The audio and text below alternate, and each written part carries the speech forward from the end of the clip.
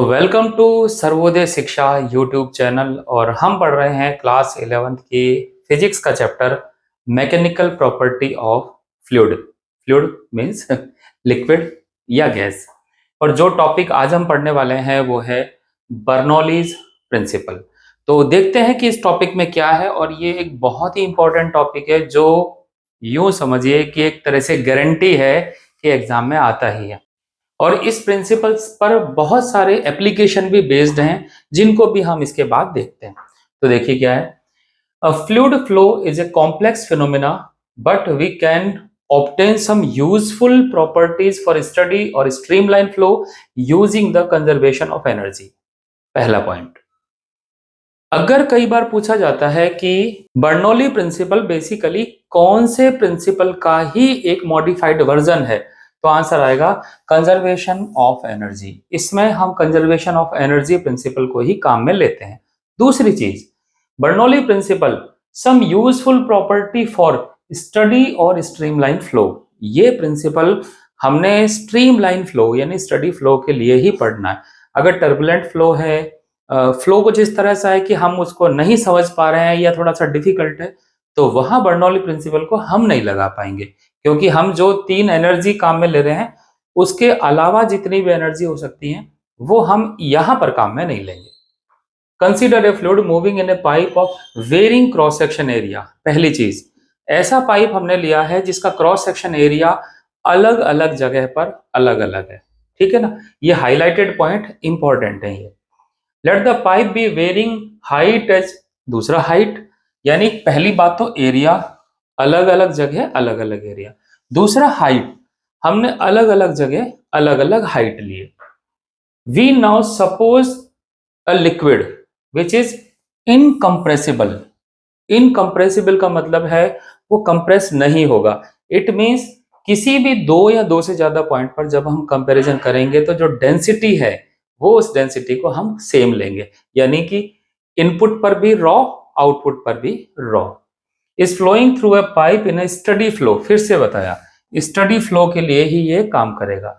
Velocity must change, ये हम equation of continuity में पढ़ चुके हैं। पाइप में अगर एरिया चेंज होता है तो वेलोसिटी अलग अलग जगह पर अलग अलग होती है। यहां पर एक और बात इन्होंने जो लिख रखी है वो देखिए, इट्स वेलोसिटी मस्ट चेंज। और ये हम पढ़ चुके हैं मैकेनिक्स में, वेलोसिटी जब चेंज होती है तो क्या होता है, एक्सेलरेशन। और एक्सेलरेशन है मींस फोर्स जरूर होगा। तो ये लाइन देखिए क्या है, a force is required to produce the acceleration. देखिए ये लाइन पढ़ने में थोड़ी अजीब लगती है कि यहाँ पर ये लाइन क्या कर रही है, एक्सेलरेशन फोर्स ये सब कहाँ है। पर ये बताया है कि फोर्स अप्लाई हुआ है जिसकी वजह से acceleration means change in velocity यहाँ पर नजर आएगी। और इस वजह से जब वेलोसिटी चेंज होगी तो which is caused by the fluid surrounding it the pressure must be different. तो हर जगह पर प्रेशर फिर अलग अलग होगा। इस बॉक्स में क्या है उसको पढ़ते हैं। Bernoulli equation is a general expression that relate the pressure difference between 2 point in a pipe to both velocity changes. यानी क्या बता रहे हैं कि दो जगह के प्रेशर डिफरेंस को ये काम में लेता है। Change in kinetic energy change and change in potential energy. Potential energy होती है mgh, तो वहां पर हाइट का चेंज भी इन्होंने कंसीडर किया है। मैं कहने का मतलब ये है, अभी आपको और अच्छा से समझ में आएगा। ये बात कर रहे हैं प्रेशर डिफरेंस, काइनेटिक डिफरेंस और पोटेंशियल एनर्जी का डिफरेंस। इन 3 तरह के डिफरेंस की हम यहां पर बात करेंगे।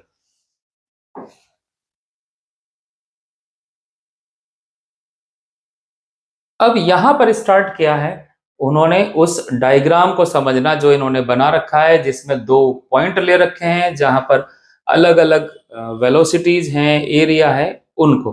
तो हम डायरेक्ट पहले की तरह सीधे उस डायग्राम पर पहुंचते हैं और वहां एनालिसिस करते हैं। उसके बाद यहां आएंगे फिर देखेंगे कि कितना कुछ मैच कर रहा है। ये है वो शानदार डायग्राम जिसके बारे में ये इतनी प्रशंसाएं लिखने वाले थे, हमने छोड़ दी हैं वो। फिर देखिए, इसमें एक पाइप है, एक पाइप का पॉइंट है ये, यानी इसको 1 लिखी हुई है सारी चीजें, तो इसको 1 पॉइंट मान लेते हैं। दूसरा है 2, ठीक है। दोनों की हाइट का डिफरेंस है h1 h2।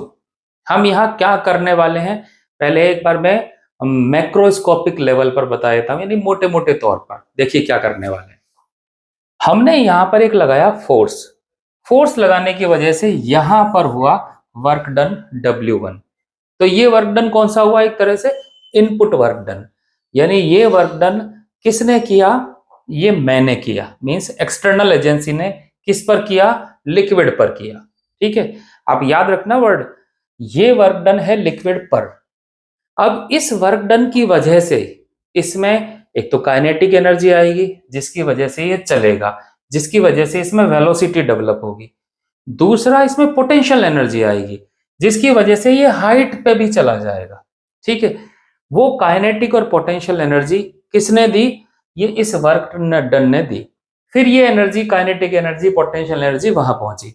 वहां जाने के बाद जब लिक्विड निकला तो यहां पर ये देखिए, लिक्विड के अंदर जो एनर्जी है जो हमने दी है W1, वो एनर्जी की वजह से काइनेटिक एनर्जी इंक्रीज या डिक्रीज, अभी मैं इसकी बात नहीं कर रहा हूं कि वो बढ़ी या घटी, पर हम मान के चलते हैं कि वेलोसिटी हमने बढ़ाई है तो बढ़ी होगी, हाइट भी बढ़ी है, वेलोसिटी भी बढ़ी है। जब ये लिक्विड यहां आता है तो यहां पर क्या है? जो लिक्विड निकला, ऐसा तो नहीं है ना कि वेलोसिटी जीरो हो गई होगी। यहां पर भी देखिए वेलोसिटी V2 बता रखी है। तो जो लिक्विड निकला उसके पास भी कुछ एनर्जी होगी। तो यहां पर हम देखेंगे work done by the liquid. जब लिक्विड निकला तो उसने कितना वर्क डन किया, उस वर्क डन को भी निकालेंगे। उसका नाम मैं रख देता हूं W2। अब थोड़ा सा न्यूमेरिकल वैल्यू से समझाता हूं। मान लिया यहां पर अगर वर्क डन किया हमने W1 यानी कि 100 जूल, और यहां वर्क डन निकला, निकला मीन्स वो एनर्जी है जो लिक्विड के पास है, अभी भी बची हुई है। तो मान के चलो यहां से 100 हुई और यहां पर जो बची हुई निकली वो 20 है। तो 80 जूल का जो वर्क डन है ना, वो इस लिक्विड के अंदर काम आ गया। क्या काम आ गया? काइनेटिक एनर्जी इंक्रीज करने के लिए और पोटेंशियल एनर्जी इंक्रीज करने के लिए। तो हम कैसे करेंगे?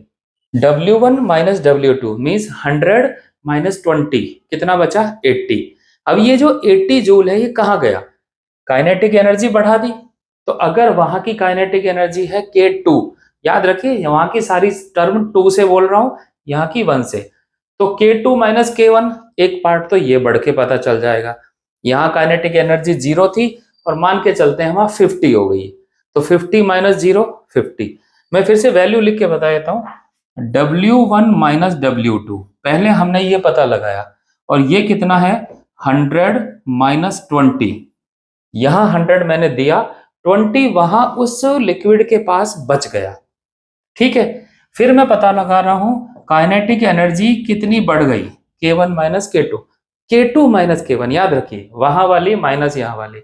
मान लेते हैं ये 50 है। दूसरी चीज क्या है? Potential energy.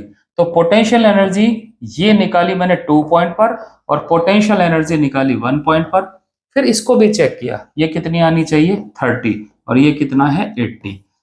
हम ये करेंगे, इसको इन दोनों से इक्वलाइज कर देंगे, इक्वेट कर देंगे, और वही होगी हमारी बर्नौली थ्योरम।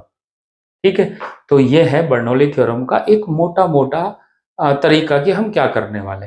अब हम देखते हैं ये सारी वैल्यूज कैसे निकालते हैं, तब प्रूव हो जाएगा। तो अब हम आते हैं सबसे पहले वर्क डन W1 पर। ये वर्क डन कितना है देखिए। तो सबसे पहले आते हैं वर्क डन W1 पर, तो ये निकालते हैं। मैं यहां लिख देता हूं W1 इज इक्वल टू, ये हम जानते हैं वर्क डन होता है फोर्स इनटू डिस्प्लेसमेंट। ऐसे ही करके हमारा तो यही फॉर्मूला हमें पता है। फोर्स होता है प्रेशर इनटू एरिया। तो इस वाले पॉइंट पर प्रेशर को P1 अगर मान रहा हूं तो इसको मैं लिखूंगा प्रेशर इनटू एरिया, एरिया यहाँ का A1। अब है डिस्टेंस, डिस्टेंस कितनी लें?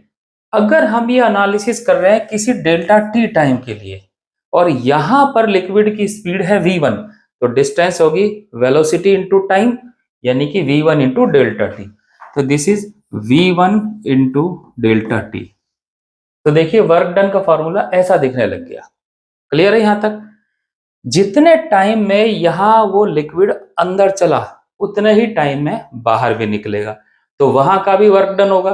तो वहां का भी वर्क डन मैं लिख देता हूं। तो ये हो गया W1 और मैं W2 भी यहीं लिख देता हूं। अब W2 लिखने के लिए वहां से आप एनालिसिस कर सकते हो, प्रेशर वहां का P2, area A2, velocity V2, time time हम सेम रखेंगे।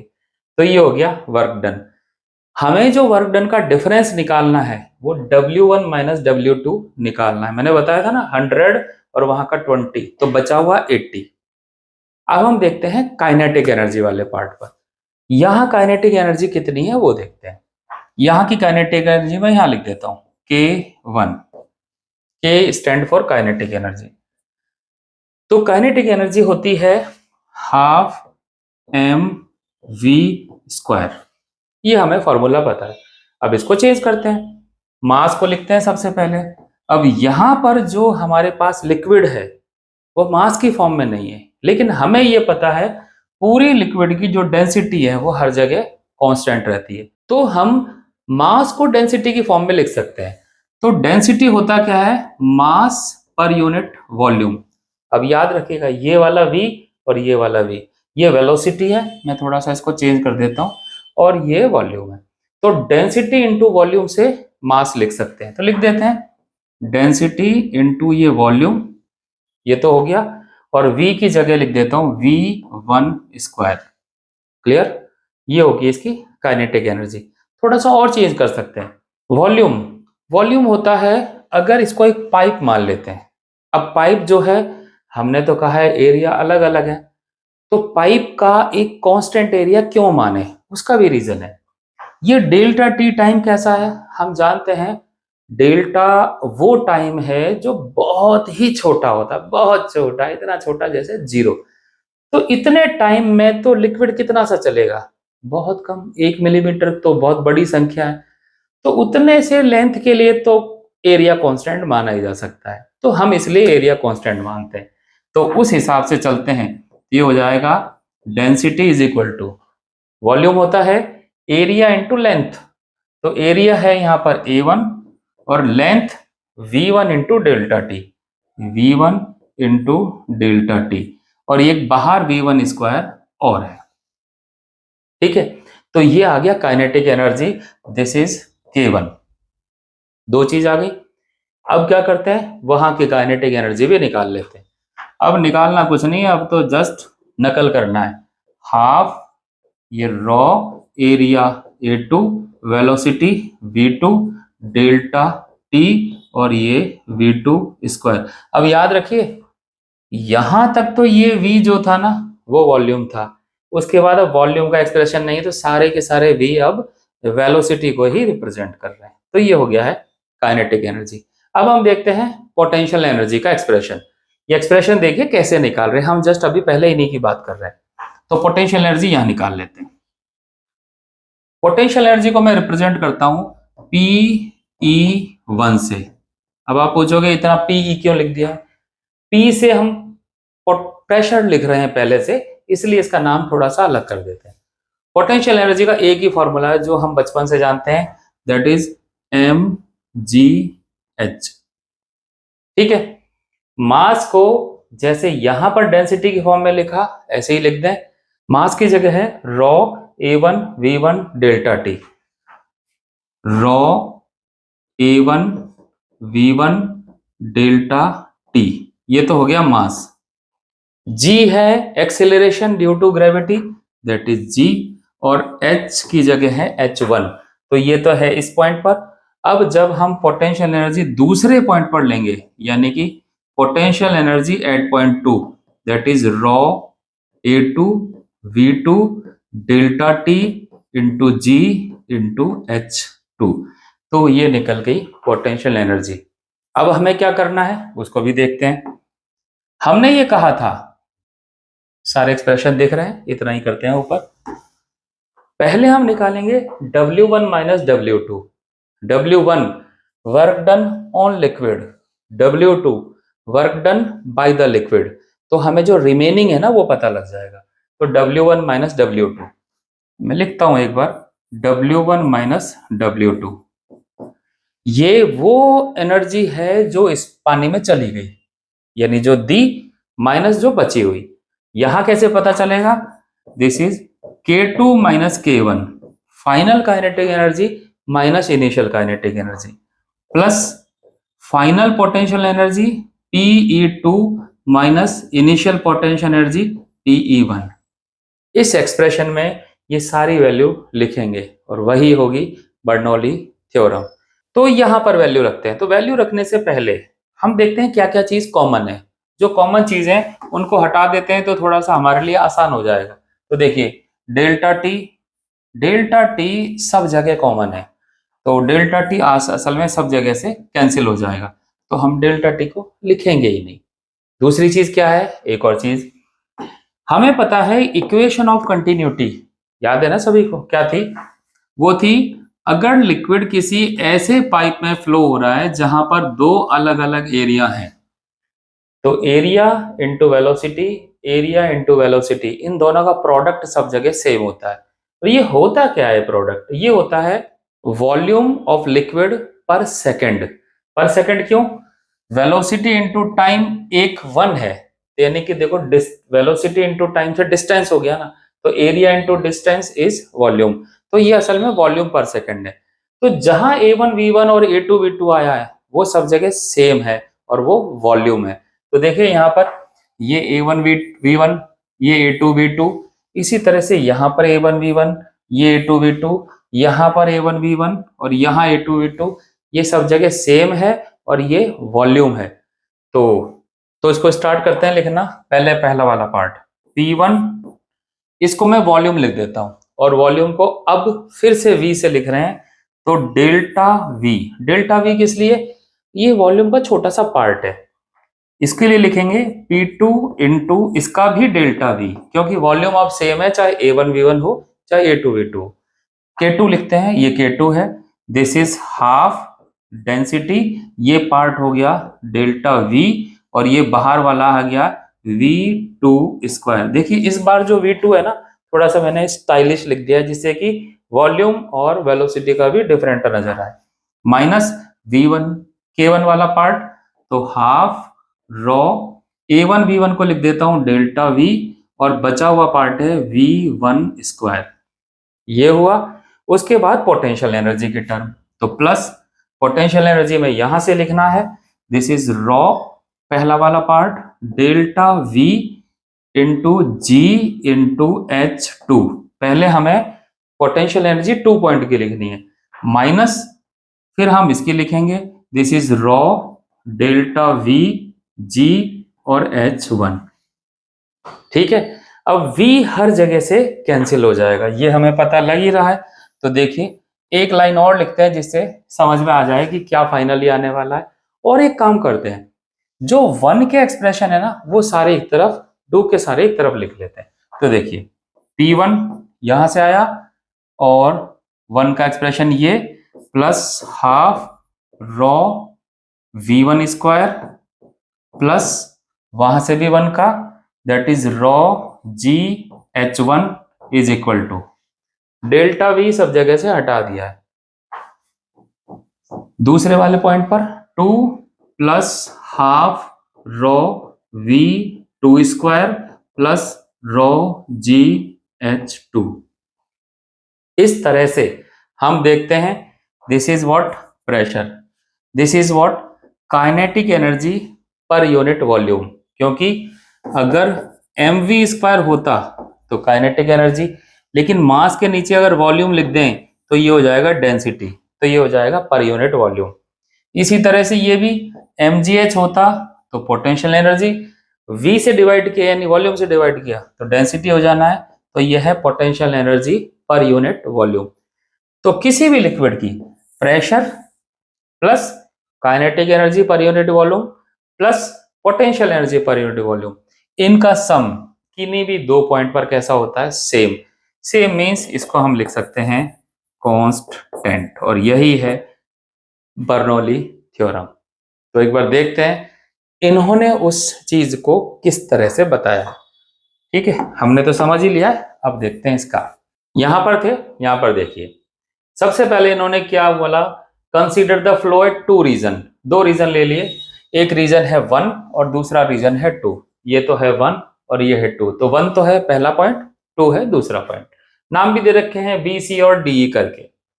उसके बाद वेलोसिटीज की वैल्यू, एक जगह v1 और एक जगह v2, तो 1 पे v1, 2 पे v2। उसके बाद जब ये लिक्विड चलता है तो मूव्ड एट ए डिस्टेंस, अब देखिए this is distance v1 into delta T पहले पॉइंट पर, v2 इंटू डेल्टा टी दूसरे पॉइंट पर, ये निकाला। उसके बाद जब आगे चलते हैं तो इन्होंने प्रेशर की भी बात की है। प्रेशर एक जगह P1 एक जगह P2, प्रेशर अलग अलग कर दिया। उसके बाद इन्होंने निकाला है पहले वाले पॉइंट पर वर्क डन W1, और ये है वर्क डन का एक्सप्रेशन, मैच कर रहा है हमारे से। ये वाला जो पार्ट है इसको वॉल्यूम लिखा, तो P1 इंटू डेल्टा टी हो गया। इसी तरह से P2 इंटू डेल्टा वी निकाला। तो पहला काम था वर्क डन निकालना और इस फॉर्म में ला देना। ठीक है, आगे चलते हैं। यहां पर लिखा है the work done on the fluid is minus P2 delta we. हाँ, एक बात और याद दिला देता हूं, मैंने बताया था work done on liquid, work done by liquid, इन दोनों का डिफरेंस देखते हैं एक बार। देखिए यहां पर हाईलाइट भी किया हुआ है, work done on the fluid at left, तो लेफ्ट पर हमने वर्क डन किया है और वो लिक्विड पर किया है, यानी फ्लूइड पर किया है। दूसरे एंड पर work done by the fluid at the other and, अब दूसरे एंड पर वर्क डन निकला और एटमॉस्फेयर पर कुछ काम करेगा, तो वो फ्लूइड ने वर्क डन किया है। ये दो लाइन जो है डिफरेंट है। Work done on the fluid का मतलब है मैंने 100 जूल एनर्जी लिक्विड को दी। Work done by the fluid का मतलब है वर्क लिक्विड ने अब जो एनर्जी बाहर दी एटमॉस्फेयर को, वो तो जो बची हुई है ना, ये वो वाली देगा। 100 जूल मैंने दी थी, अंदर 80 यूज कर ली, बची हुई है वो है P2 इंटू डेल्टा वी। तो इन पॉइंट्स को भी ध्यान रखना। अब आगे यहां पर इन्होंने बताया था total work done on the fluid, तो जो हमने किया वो 100 है, जो बच गया वो 20 है, तो टोटल होगा 100 माइनस 20, दैट इज 100 माइनस 20। तो इन्होंने work done on the fluid वाले को नेगेटिव साइन लिया, क्योंकि सिस्टम पर जो वर्क डन है उसको प्लस मान लिया और सिस्टम ने जो बाहर किया है वो माइनस मान लिया। केमिस्ट्री के हिसाब से कुछ ऐसा कुछ बताते हैं आपको। तो ये तो निकाला इन्होंने जो वर्क डन फ्लूइड पे किया है। अब आगे लिखा है कि फ्लूइड का जो वर्क डन है वो क्या काम आ रहा है। तो फ्लूइड का वर्क डन काम में आ रहा है उसकी काइनेटिक एनर्जी बढ़ाने में, उसकी पोटेंशियल एनर्जी बढ़ाने में। तो देखिए यहाँ पर इन्होंने बताया कि मास कैसे निकालें, वॉल्यूम की फॉर्म में, पहली चीज। फिर निकाला है ये है potential energy rho g h लिखने का तरीका। फिर निकाला है काइनेटिक एनर्जी का चेंज, वो ये रहा। और फिर इनको कंपेयर कर दिया, ये दोनों work done left hand side में और ये राइट हैंड साइड में। 1 वाले सारे पॉइंट्स एक तरफ लिख देंगे और 2 वाले सारे पॉइंट एक तरफ लिख देंगे। This is Bernoulli's equation. तो ये है हमारा एनर्जी कंजर्वेशन प्रिंसिपल पर बेस्ड एक एप्लीकेशन, यानी ये एनर्जी कंजर्वेशन प्रिंसिपल ही है देखा जाए तो। और ये बता दिया है P plus half rho v square plus rho g h equal to constant. ही कहीं पर भी लिक्विड फ्लो हो रहा है, किसी भी दो पॉइंट पर कंपेयर कर देंगे तो ये तीन चीजें हमेशा, इनका टोटल हमेशा सेम रहता है। टोटल एनर्जी है ना तो सेम ही रहेगी, कंजर्वेशन ऑफ एनर्जी रूल है ये। जो आगे लिखा है वो भी देखिए इन वर्ड्स। अब आते हैं शब्दों पर। Bernoulli relations may be stated as follow: as we move along the streamline, the sum of the pressure, kinetic energy per unit volume, don't forget this is kinetic energy per unit volume, क्योंकि मास की जगह raw है, and the potential energy per unit volume remains constant। ठीक है, आगे देखते हैं। आगे कुछ ऐसी चीजें जिससे छोटे छोटे सवाल हल हो सकते हैं। Note that the applying the energy conservation principle, there is an assumption that no energy is lost due to friction। Liquid जो होता है वो फ्लो होता है, तो उसके साथ जो दीवारें होती हैं, पहली बात तो उसके साथ ही फ्रिक्शन हो सकता है, वहां पर एनर्जी लॉस हो सकती है, उसकी बात नहीं करेंगे। दूसरा, लिक्विड हमेशा लेयर की फॉर्म में फ्लो होता है, ये पहली लेयर, ये दूसरी लेयर, ये तीसरी लेयर, ये चौथी लेयर, डांस जैसा स्टेप हो गया। तो इस लेयर के बीच में भी फ्रिक्शन होता है, इसकी वजह से लिक्विड हीट हो जाता है। हमने अभी उस फ्रिक्शन को पढ़ा नहीं है, उस फ्रिक्शन का नाम है विस्कोसिटी, आगे पढ़ेंगे। तो वो वाला पार्ट भी यहां पर इग्नोर किया हुआ है, हमें नहीं लेना है। तो but in fact when fluid flow some energy does get lost due to internal friction. कह रहे हैं कि ऐसा होता है पर हम लेंगे नहीं, क्योंकि हमें आसान चीजें करनी है। आगे ये लेयर्स की बात कर रहे हैं कि लेयर्स में जो फ्रिक्शन होता है उसका नाम है विस्कोसिटी, स्पेशली लिखा हुआ भी है, आगे पढ़ेंगे भी। उसके बाद है Bernoulli equation ideally applied to the fluid with zero viscosity, viscosity नहीं लेनी है।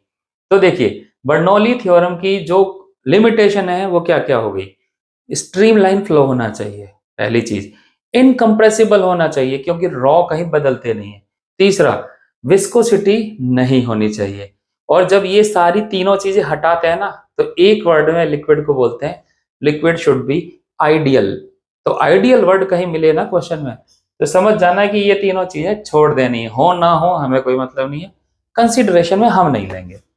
तो fluid must be incompressible as the elastic energy of the fluid is also not taken into consideration. हम देखो कितने जबरदस्त तेज हैं, इलास्टिसिटी पढ़ चुके हैं और हमें पता है इलास्टिसिटी होती है पर लेनी नहीं है क्योंकि क्वेश्चन कठिन नहीं करना।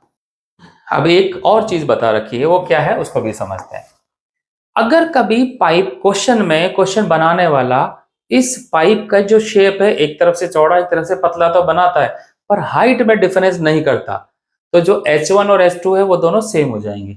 तो उस केस में जैसे ये वाला जो पार्ट लिखा है इस पार्ट में क्या चीज छोड़ दी इन्होंने, काइनेटिक एनर्जी वाला पार्ट इन्होंने खो दिया। तो when the fluid is at rest velocity is zero, यानी कि ये रुका हुआ लिक्विड है वहां पर भी काम करेगा, सिर्फ हाइट वाला पार्ट ही काम में लिया है। तो यहाँ पे देखिए काइनेटिक एनर्जी वाला पार्ट छोड़ दिया।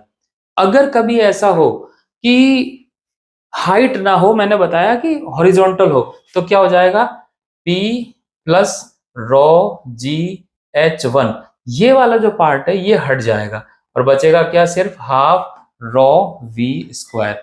तो P प्लस काइनेटिक एनर्जी, सिर्फ यही वाला पार्ट हमें कंसीडर करना है।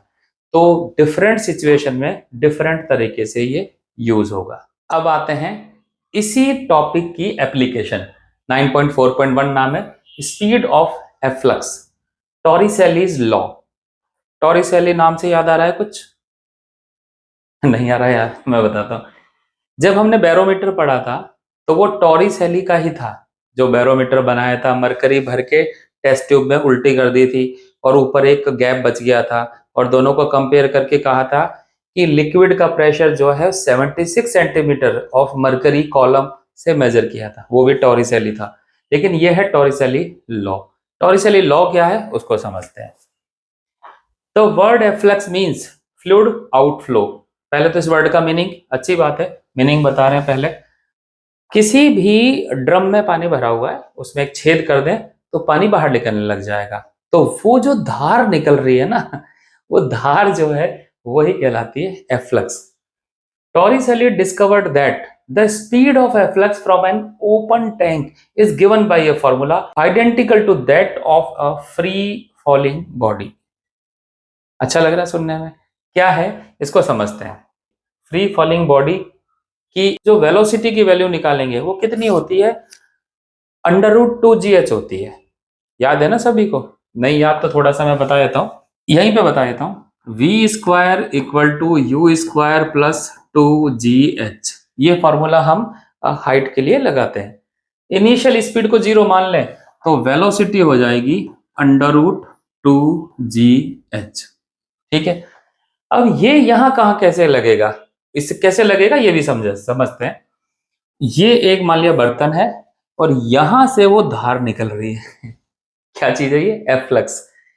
ये पानी यहां तक भरा हुआ है, अगर ये H डेप्थ पर होता तो इससे निकलने वाली जो एफ्लक्स है, स्पीड जो होगी उसकी, वो स्पीड भी √2gh होगी। फर्क सिर्फ क्या है, यहां पर h हाइट है, जिस हाइट से वो ऑब्जेक्ट गिर रहा है, और यहां पर h तो लिखा है लेकिन ये डेप्थ है, जिस डेप्थ में ये छेद हो रहा है, छेद को बोलते हैं होल, या इसको एक नाम और है जो यहाँ काम में आता है, दैट इज ओरिफिस। तो ये दोनों चीजें जो हैं एक जैसे दिखती हैं, वही यहाँ पर इसको बताया है। अब देखते हैं ये कैसे किया है उसको समझते हैं। Consider a tank containing liquid of velocity dose free figure 9. जब फिगर है तो फिगर से ही समझ लेते हैं सारी चीजें, सीधे फिगर पे चलते हैं। ये है फिगर, फिगर को समझते हैं। देखिए, पहली बात तो ये एक कुछ ड्रम टाइप का कुछ है, ऊपर से ये फिलहाल बंद है, ठीक है ना। अगर ये खुला होता तो ये एटमॉस्फेयर प्रेशर होता, ठीक है। अभी बंद है तो हम बंद से ही कर लेते हैं काम। यहां पर देखिए क्या क्या मेंशन है, पहले वो बताता हूं। यहां पर देखिए छोटा सा छेद है, खूब बड़ा दिख रहा है यहाँ तो। यहां से जो लिक्विड निकल रहा है वो लिक्विड कुछ ऐसे चलेगा इस तरह से, उसकी वेलोसिटी है v1। इस पॉइंट को 2 नंबर लिखा हुआ है, इसको 1 नंबर लिखा हुआ है। इस छेद की जो डेप्थ है वो है h, यानी कि आंसर क्या आना चाहिए 2gh का अंडर रूट, ठीक है। इसकी नीचे से बॉटम से जो हाइट है वो y1 है और पूरे कॉलम की हाइट है y2। ये ब्लू कलर का दिख रहा है जो है लिक्विड। इस ड्रम का ऊपर से जो एरिया है वो है A2 और यहाँ पर जो छेद यानी होल यानी ऑरिफिस, इसका एरिया है A1। यहाँ पर प्रेशर P2 है और यहाँ प्रेशर P1 है। देखिए यहाँ पर, यहाँ 1 नहीं लिखा, यहाँ लिखा है PA, क्योंकि बाहर एटमॉस्फेयर है। अगर यहाँ भी खुला होता तो यहाँ पर भी एटमॉस्फेयर प्रेशर लिख देते, ठीक है। तो अब देखिए क्या क्या चीजें करते हैं हम। सबसे पहले हम लगाते हैं इक्वेशन ऑफ कंटिन्यूटी। कहाँ कहाँ लगाएं, 2 नंबर पर और 1 नंबर पर, ठीक है। तो देखिए 2 नंबर पर और 1 नंबर पर वहां पर प्रेशर है P। मैं एक काम करता हूं, इस प्रेशर को 1 लिख लेता हूं, बाद में इसको A कर लेंगे ना। तो P1 area A1, P2 area A2। ये क्या लगाया, इक्वेशन ऑफ कंटिन्यूटी, पहली चीज। फिर हम लगाते हैं बर्नौली इक्वेशन। बर्नौली इक्वेशन अब तो हम जान चुके हैं, 3 चीजें इक्वेट करनी है 2 नंबर पर और 1 नंबर पर। इसको भी देख लेते हैं। 2 नंबर पर पहले 1 पे लिखते हैं pressure P1 plus half rho V1 square plus raw GH1। ये तो है 1 पर, इज इक्वल टू 2 पर। नीचे लिख देता हूं यहां पर, this is P2 plus half raw V2 square plus 2GH2। यहां पर हमें वेलोसिटी निकालनी है। ये भी मैं बता दूं, टॉरिसेली ने क्या कहा है, यहां से निकलने वाली जो लिक्विड निकल रहा है उसकी स्पीड फ्री फॉलिंग ऑब्जेक्ट की स्पीड यानी √2gh के इक्वल होती है। तो निकालनी हमें वेलोसिटी है, तो वेलोसिटी वाले टर्म को एक तरफ कर लेते हैं, बाकी सब दूसरी तरफ कर देते हैं। तो वेलोसिटी की टर्म ले लेते हैं यहां से, रॉ जी V1 square minus V2 square, ये लेफ्ट हैंड साइड में, और दूसरी साइड में रॉ GH2 माइनस H1, ठीक है। ये प्लस प्रेशर वाला पार्ट P2 माइनस P1। यहां तक हम पहुंच गए। अब हम ये देखते हैं कि इसमें क्या क्या चीजें हैं जिसको हम थोड़ा सा सॉल्व कर सकते हैं मैच कराने के लिए। देखिए पहली बात तो यहां से वेलोसिटी का फॉर्मूला तो है ही, निकाल सकते हैं। पहले देखते हैं क्या क्या चीजें पता है, उसी को सॉल्व करते हैं। रॉ जी V1 है यहाँ वेलोसिटी, तो V1 लिखनी ही पड़ेगी, इसका कोई ऑप्शन नहीं है। V2 है यहाँ वेलोसिटी। अब देखिए 2 नंबर पर तो पानी भरा हुआ है, कहीं चल तो रहा नहीं तो ऐसे रुका हुआ है। जब कम होगा तो ऐसे नीचे जाएगा, पर कहीं चलता हुआ नजर नहीं आएगा। तो this is 0। Rho g H2 minus H1, तो यहां पर है ये H2, दैट इज Y2, और H1 दिस इज Y1। तो मैं इसको Y2 माइनस Y1 ये लिख देता हूं, प्लस P2 माइनस P1।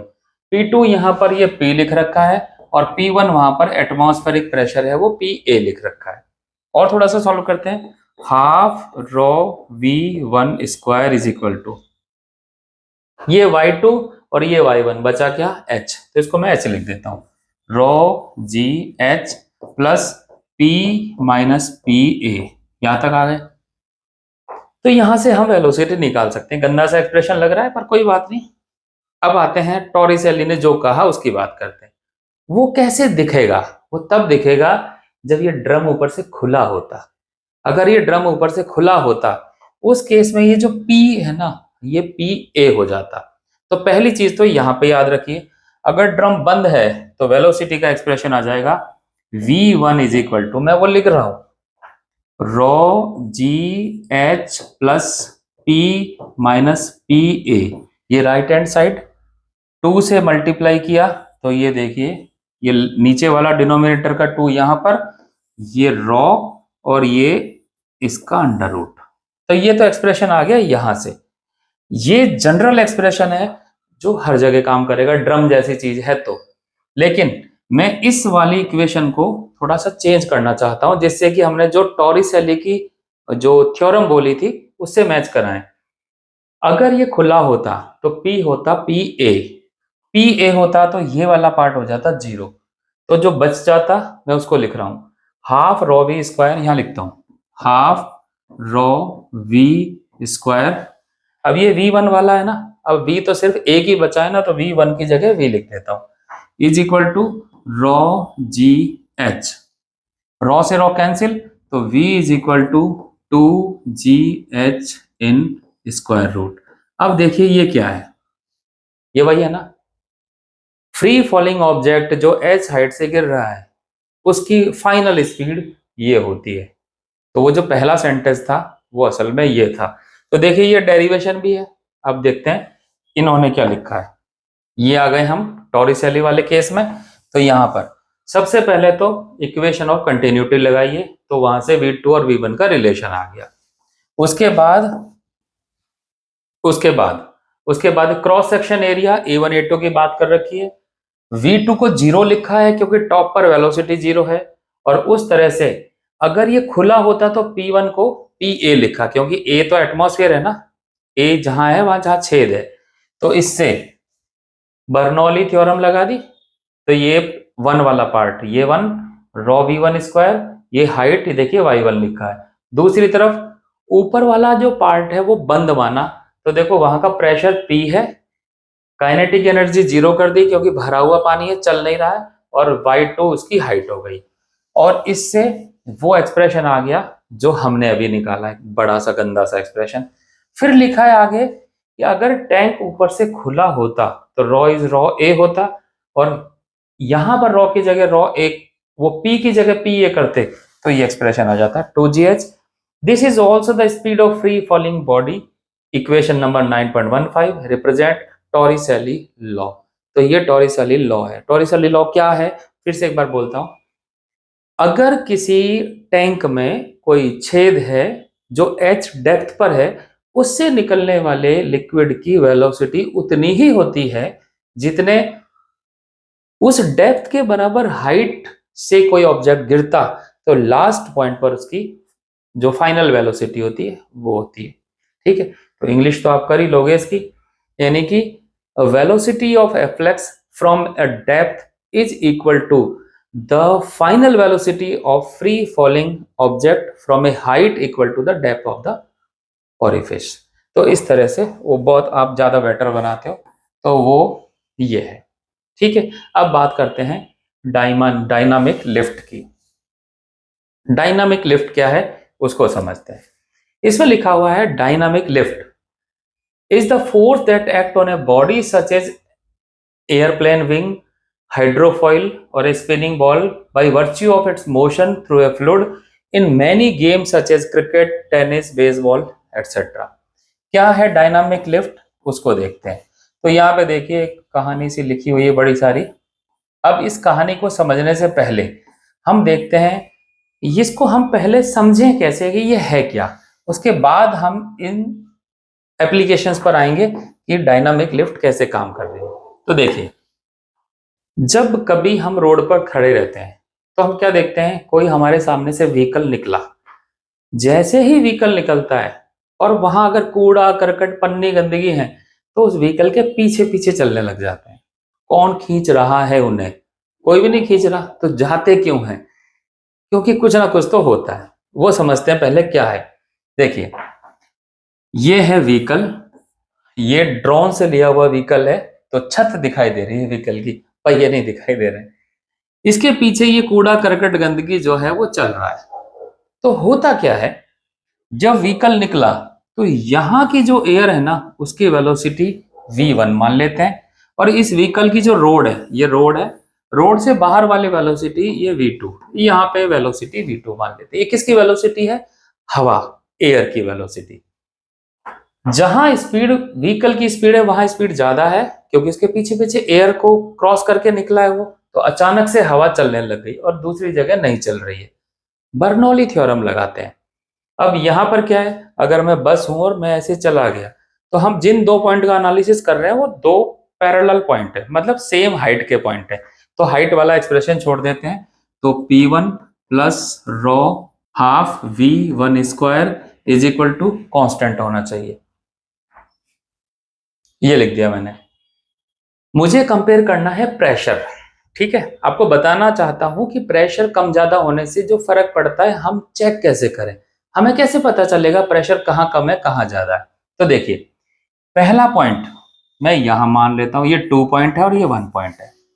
पहले वाले पॉइंट पर एयर की स्पीड को मैं 100 मान लेता हूं, यानी इस जगह पर 100, ठीक है। सॉल्व करेंगे कुछ ना कुछ आएगा, इसको सॉल्व करेंगे। अभी मैं डेंसिटी की बात नहीं कर रहा हूं।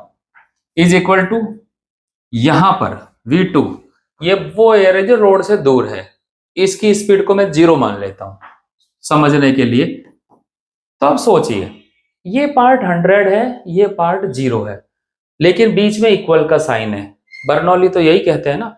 अब चीज को बराबर कैसे करें, तो बराबर तो तब होगा ना, अब प्रेशर 100 हो जाए और ये वाला पार्ट 0 हो जाए, तभी इक्वल हो सकता है। अब ये पॉइंट्स कहाँ कहाँ है वो देखते हैं। P1 पॉइंट यहां है, यानी कि ये, दैट इज 0। P2 पॉइंट कहाँ है, यानी कि ये, दैट इज 100। तो प्रेशर कम कहाँ है, यहां में, ये प्रेशर है लो और ये प्रेशर है बाहर वाला हाई। पता लग रहा है ना वहां से। तो होता क्या है, कूड़ा करकट कहां से आया, सड़क पे पड़ा हुआ कूड़ा करकट बस के पीछे आ गया, यानी हाई प्रेशर से,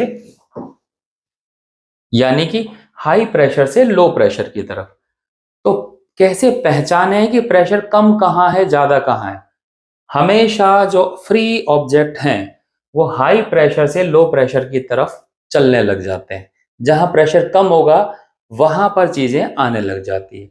जो हवा चलने का कारण है वो भी ये है, किसी जगह पर टेम्परेचर जब ज्यादा हो जाता है तो वहां की जो एयर है ना वो हल्की होकर ऊपर चली जाती है। जब एयर हट गई तो वहां का जो एयर का प्रेशर है वो हो गया कम, और दूसरी जगह एयर का प्रेशर ज्यादा है, तो ज्यादा से कम की तरफ हवाएं चलने लग जाती हैं। हम कहते हैं ना आज तो बढ़िया हवा चल रही है। गर्मियों में ऐसा बहुत होता है, शाम को आंधी चलती है, क्योंकि कहीं पर टेम्परेचर बहुत ज्यादा है, कहीं कोई कम है। तो कम जहां पर रहा टेम्परेचर वहां तो एयर है ज्यादा डेंसिटी, जहां कम ज्यादा रहा वहां से एयर जा चुकी है, तो वहां हो गया कम प्रेशर, यहां हो गया ज्यादा प्रेशर। तो ज्यादा से कम की तरफ कौन चलेगा, जो फ्री होगा, यानी कि हवा। हवा चलने लग जाती है, साथ में पन्नियां भी चलने लग जाती हैं। तो इस तरह से पहचाने कि एयर प्रेशर कम कहाँ है ज्यादा कहाँ है। जहां एयर प्रेशर कम है चीज उस तरफ मूव हो जाती है। कौन सी चीज, जो फ्री होती है। अब समझते हैं इसको। बॉल का दो केस इन्होंने ले रखा है, दोनों केस डायग्राम में समझते हैं। डायग्राम से ही समझा रखा है इन्होंने। दो डायग्राम बने हुए हैं, कोई नहीं समझ सकता ये डायग्राम क्या है, इसके लिए फिर हम देखते हैं क्या है। ये एक बॉल है जिसको बॉलर ने, बॉल क्रिकेट मैच की बात करते हैं तो बॉल ऐसे किया, उसने ऐसे करके बॉल फेंक देता है। अगर हम जैसे गली में खेल रहे होते हैं, थोड़ी सारे बच्चे स्पिन करना जानते हैं, बॉल को ऐसे ही फेंक देते हैं बस। तो ये बॉल में कोई रोटेशन नहीं है, बॉल सीधे सीधे चल रही है। मैं इधर की तरफ बॉल को चलता हुआ मान लेता हूं ये। अब जब बॉल के ऊपर और नीचे की बात करते हैं तो बॉल के ऊपर सारी एयर एक तरफ चल रही है, जो हवा चल रही है गली में वो वाली है। तो यहां पर अगर वेलोसिटी v1 मानेंगे तो यहां पर वेलोसिटी भी v1 माननी पड़ेगी। अगर 1-2 रीजन करते हैं तब भी वेलोसिटी सेम है, कुछ फर्क नहीं पड़ रहा। तो दोनों जगह प्रेशर भी सेम। जब प्रेशर सेम है तो कोई कहीं कम ज्यादा प्रेशर नहीं है, बॉल सीधे सीधे चलेगी। उधर क्या होगा, उधर देखते हैं। अब ये बॉल क्या है, स्पिन कर रही है, घूम रही है ऐसे, क्योंकि वो पता है ना मुरलीधरन और जो हमारे बॉलर से अच्छे अच्छे वो स्पिन करते हैं। तो बॉल स्पिन कर रही है तो स्पिन की डायरेक्शन बताई पहले तो, ठीक है, ऐसे स्पिन कर रही है। अब इस डायरेक्शन से क्या फर्क पड़ेगा वो समझिए। इस डायरेक्शन से जो ऊपर की एयर है, अभी हमने सबकी वेलोसिटी ये मानी थी लेफ्ट की तरफ, मान लेते हैं जो एयर की वेलोसिटी है उसको मैं नाम देता हूं VA, दैट इज 5 मीटर पर सेकेंड। ये मैं समझने के लिए लिख रहा हूं, यहां पर भी 5 मीटर पर सेकेंड। लेकिन यहां पर क्या होगा, एयर आ रही है ऐसे और बॉल घूम रही है ऐसे, तो देखिए बॉल की डायरेक्शन ऐसे है और एयर की डायरेक्शन ऐसे है। तो बॉल की सरफेस की वजह से जो एयर पर एक अपोजिट डायरेक्शन में फ्रिक्शन लगा, फोर्स लगा, और वो फ्रिक्शन इसकी स्पीड को थोड़ा कम कर देगा। तो मान लेते हैं 5 - 3 दैट इज 2 मीटर पर सेकेंड। ये तो हो गई v1 ऊपर वाले पॉइंट पर, क्योंकि अपोजिट डायरेक्शन में। नीचे क्या होगा, बॉल ऐसे घूम के नीचे से ऐसे जा रही है, नीचे की हवा भी ऐसे जा रही है, तो ये भी ऐसे और हवा भी ऐसे, यहां पर स्पीड बढ़ जाएगी। मैं यहां बढ़ा देता हूं, 5 + 3 दैट इज 8। ये दिस इज v2। अब देखिए यहाँ वेलोसिटी v1, यहाँ वेलोसिटी v2, यहाँ 2, यहाँ 8, तो यहाँ प्रेशर p1, यहाँ प्रेशर p2। अब देखिए जहां काइनेटिक एनर्जी ज्यादा वहां प्रेशर कम करना पड़ेगा, क्योंकि इक्वल करना है ना। तो यहाँ 8 है और प्रेशर p2 है, तो ये काइनेटिक एनर्जी ज्यादा है, तो प्रेशर p2 कैसा होगा, कम। यहाँ पर p1 कैसा होगा, ज्यादा, यानी कि p1 is greater than p2, यही होगा। अब जहां प्रेशर कम है वहां क्या होता है, जो फ्री ऑब्जेक्ट कम प्रेशर की तरफ चला जाता है, तो कम प्रेशर कौन है, P2। तो ऐसी जो बॉल है वो जब स्पिन होते हुए जा रही है, ये बॉल है और ऐसे स्पिन हो रही है, P2 प्रेशर किधर है, यहाँ कम, बॉल नीचे की तरफ चली जाएगी। तो जो बॉल सीधी जानी थी, यानी बैट्समैन क्या सोच रहा होता है, अरे भाई इसको तो मैं छक्के पर मत लगा दूंगा, लेकिन बॉल, मैं इस बॉल को ऐसे घूमता हुआ मान रहा हूँ, आमतौर पर स्पिनर ऐसे नहीं घुमाते, वो ऐसे घुमाते हैं हॉरिजॉन्टल डायरेक्शन में। समझने के लिए हमने इसको वर्टिकल डायरेक्शन में ले रखा है। तो वो सोचता है कि ये जो बॉल बाउंस करेगी यहाँ पर आके, तो अपने हिसाब से सेट है, लेकिन स्पिन की वजह से बाउंस कहाँ करेगी, थोड़ा पहले ही, तो वो चूक जाता है, टाइमिंग बिगड़ जाती है, और जो शॉट छक्के के लिए जाना था वो कैच के लिए चला जाता है। तो इस तरह से जो क्रिकेट खिलाड़ी होता है ना, वो चकमा दे देता है। और ये जो चकमा देना है, ये क्रिकेट खिलाड़ी को पता हो कि नहीं पता हो, हमें नहीं पता, पर अब हमें पता है कि ये क्या है। ये सारा समझ लिया, और समझने के बाद इन्होंने एक शानदार चीज लिख रखी है, और यहां पर क्या लिखा है वो देखिए। ये सारा समझाया, this dynamic lift due to spinning is called Magnus effect. तो ये वर्ड जो है ये बताना था आपको। कथा तो सारी समझ ली, प्रेशर जहां कम, ऑब्जेक्ट उस तरफ शिफ्ट होता है, लेकिन बोलते क्या है यहाँ पे, that is known as Magnus effect. ठीक है, अब हमें समझना है ये तीसरा diagram. This is aerodynamic lift, कि हवाई जहाज का जो पंख होता है ना, वो कैसे ऊपर की तरफ लिफ्ट होता है। तो उसका, हालांकि वहां पे बहुत चीजें एक साथ होती हैं, कि ऐसा नहीं कि सिर्फ बर्नौली बर्नौली से ही काम हो गया, पर फिर भी हमें इसको समझने का एक तरीका है जिससे हम समझ पाए कि ऐसा क्यों होता है। अगर हम एक छोटा सा कॉपी का पेपर ले लें, ठीक है, अब मैं आपको करके दिखाता हूँ। देखिए एक किताब है मेरे पास, इसका देख सकते हो कौन सी है अच्छी किताब है वैसे, ध्यान रखना। अब इसका, चलिए ये पेज है। अब क्या है कि मैं यहाँ से फूंक मारूंगा ऐसे करके, तो होना क्या चाहिए, जब मैं यहाँ से फूंक मारूंगा तो यहाँ पर जो एयर है मेरे लिप्स के आगे वाला, इसकी स्पीड बढ़ेगी, स्पीड बढ़ेगी तो प्रेशर कम हो जाएगा। तो जब यहाँ प्रेशर कम है, तो जो नीचे वाली एयर है वो तो रुकी हुई है, तो प्रेशर जहां कम होगा तो जो फ्री चीज है, फ्री चीज क्या है, ये पेपर, ये फ्री पेपर ऊपर की तरफ आ जाएगा, क्योंकि ऊपर प्रेशर कम है। लगता क्या है कि जब मैं हवा फूंक मारूंगा तो और नीचे दबना चाहिए। देखते हैं कि बर्नौली प्रिंसिपल यहाँ काम करता है कि नहीं। तो देखिए आ गया।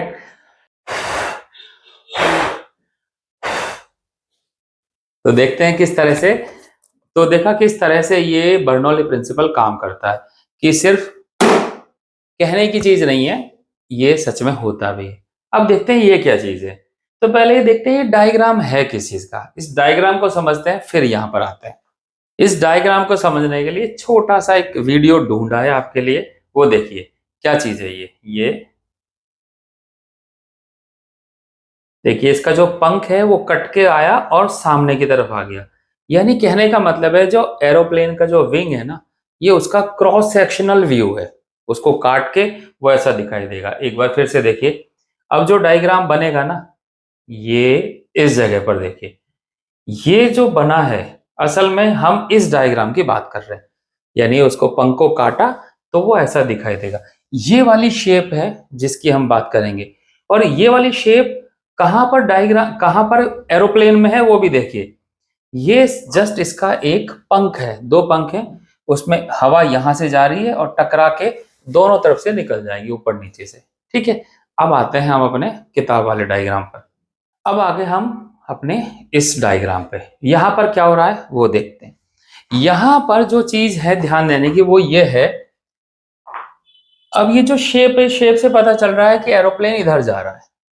ठीक है, हवा आगे से आ रही है, ये पूरा एरोप्लेन बनाऊंगा तो कुछ ऐसा बन जाएगा, इस तरह से बन जाएगा, और ये उसका पंख है जो निकला हुआ है, और काट के ये ऐसा दिखाई देगा। अब एयर यहां से आई, इसकी शेप देखिए। अब एयर जो यहां पे टकराती है, तो जैसे जो एयर यहाँ पे है, अब इसका पंख आया, ये यहाँ पे टकराया, मान लिया टी सेकेंड, और यहां से टकराने के बाद ये यहां से निकल गया। तो यहाँ का टाइम और यहाँ का टाइम मान लेते हैं 3 सेकंड टाइम है, या 1 सेकंड, कुछ भी मान सकते हैं। एयर के दो पार्ट हुए, एक ऊपर से जा रहा है, एक नीचे से जा रहा है, दोनों को सेम टाइम चलना पड़ा। लेकिन यहाँ वाली शेप की वजह से एयर के जो मॉलिक्यूल्स हैं वो इसके साथ साथ चलते हैं, तो वो ज्यादा डिस्टेंस ट्रेवल करते हैं, और नीचे वाले कम डिस्टेंस ट्रेवल करते हैं।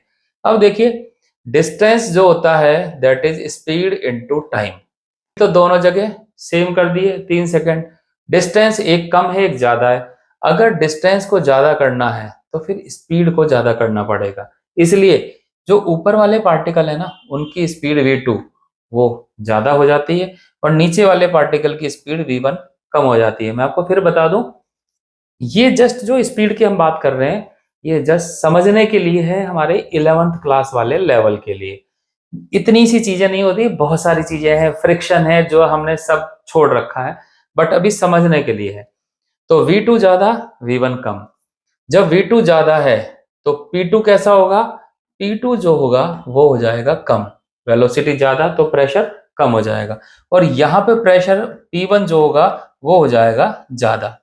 और ये हम जानते हैं, जो भी फ्री ऑब्जेक्ट होता है वो लो प्रेशर की तरफ जाता है, तो एरोप्लेन चलेगा और यहाँ प्रेशर लो होता जाएगा, स्पीड बढ़ती जाएगी बढ़ती जाएगी बढ़ती जाएगी, प्रेशर इतना लो हो जाएगा पूरा का पूरा एरोप्लेन ऊपर की तरफ लिफ्ट हो जाएगा। तो दिस इज बर्नौली प्रिंसिपल का एक एप्लीकेशन की हवाई जहाज उड़ने में ये कैसे मदद करता है। तो आज यहीं तक पढ़ते हैं, बाकी हम देखेंगे फिर आगे की क्लास में। तो थैंक यू, समझना ढंग से, और बाय बाय, जय हिंद।